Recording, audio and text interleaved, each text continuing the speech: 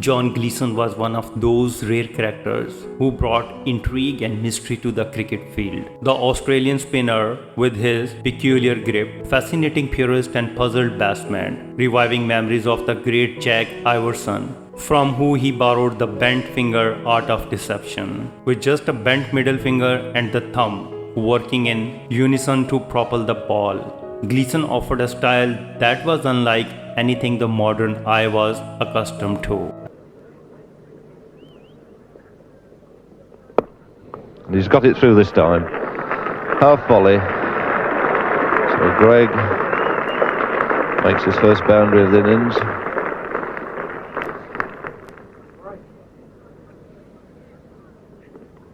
And that's it. And it's a fine catch, and Boycott's gone, and Johnny Gleeson's picked up his wicket. So Boycott out for 8. Good leg spinner, pitch right on a length turn, and look at those joyous Australians. Tony Greig, who was the mainstay of the latter part of the England batting order yesterday, played much better today. He started off in very nervous fashion at the beginning of his innings on the first day, but today he was very composed indeed. Struck the ball well on the offside and played with great conviction of his pads. One of those strokes by Greig was an absolute gem of John Gleeson, the Australian spinner. A while with Illingworth, but then smashed the ball away to mid-wicket, a very short ball from Australian spinner Johnny Gleeson, and Bruce Francis took a fine tumbling catch away in the mid-wicket area. This was 249 all out, the England team. An outstanding effort there from Tony Greig, 57 out of that total of 249, but it's a good even-looking scorecard all the way through, and I think Illingworth will be quite happy with the way things went. From the Australian point of view, they'll be pleased with Colley's bowling, 3 for 83, and Lilly picked up 2 wickets.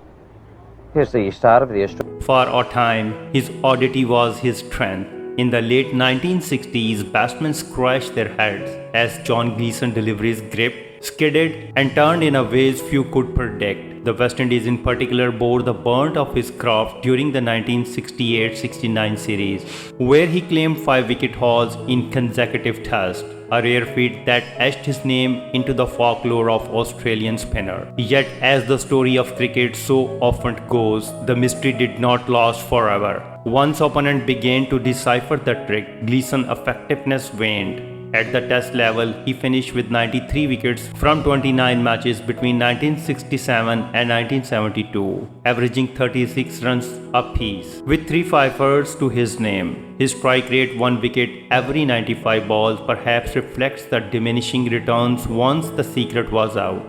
John Gleeson's contribution cannot merely be measured in numbers. As Australia's 242 Test cricketer, he carried forward a tradition of experimentation and daring that has always been a part of the game's evolution. In first-class cricket, he was far more prolific, collecting 430 wickets across 116 matches, the bulk of them for New South Wales between 1966 and 75. In an era searching for the fresh ways to counter the dominance of batting, John Gleeson stood as a symbol of innovation. His bent finger grip may not have rewritten the history of spin bowling, but it added a fascinating chapter, one that still reminds cricket lovers of the game's endless capacity for reinvention.